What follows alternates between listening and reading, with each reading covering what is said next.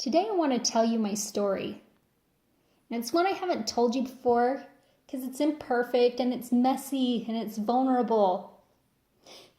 And it's weak, there's weak points in it, but I'm going to tell it to you today.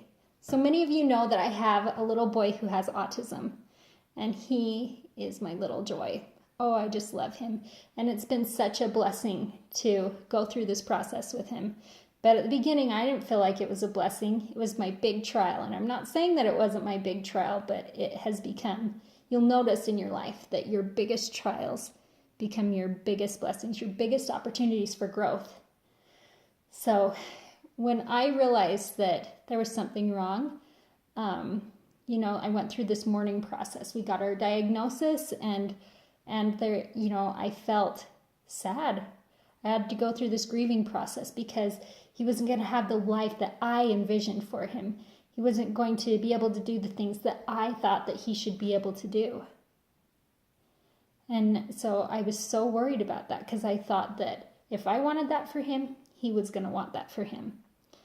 So anyway, when he got that diagnosis, I felt fear, and that fear triggered me to get into action. And so every day I was on the internet or in a book trying to read and find some solution, some sort of cure that would save him from this terrible autism. And I'm not saying that wasn't good. I found some really great things that were really helpful, but the purpose of this video is mindset, because that was the biggest thing that needed to change.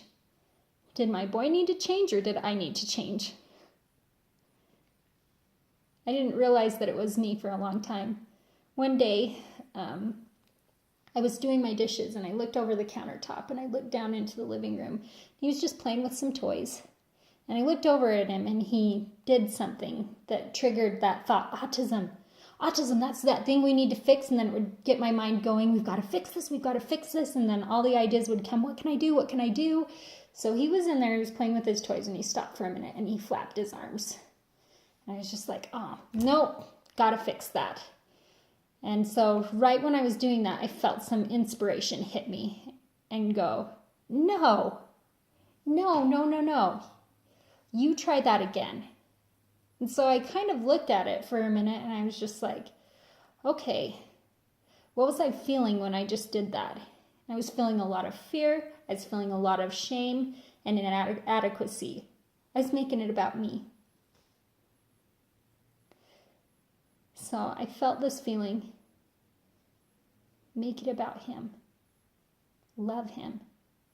So I looked back in at him, and so here's the clip, like where he flapped his arms and where I felt a lot of judgment towards him, and a lot of feelings like I was going to fix it. And in my mind, I just rewinded it, and I played it through again. And this time I loved him. And this peace came to me. It's so amazing when you take fear and then you transform it into love, how it becomes peace. When you have an ongoing trial like this, where you don't know when it's going to ever get better or ever end, or even to be able to judge what to do next, then that can be something that gives you a whole lot of fear and a whole lot of stress. But I'm telling you, you can trade it in for love. You can, and it makes all the difference. So I wasn't perfect with this. My boy, he was like 5 years old by this point in time. And so I'd been doing this for a long time. Every time that he triggered something that said, autism, fix it, then I would judge him. And I would unravel all of the reasons why that wasn't okay. And then I'd feel so much disappointment and then this drive to fix it. And when I made it about him and I started loving him, when I started doing those little do-overs, I had to do it so many times where something would happen and then I'd have to play it over again and trade love for fear. It was amazing the difference that it made. It was amazing the relationship that we were able to have because I was really loving him. And I did in the first place. but it became an action.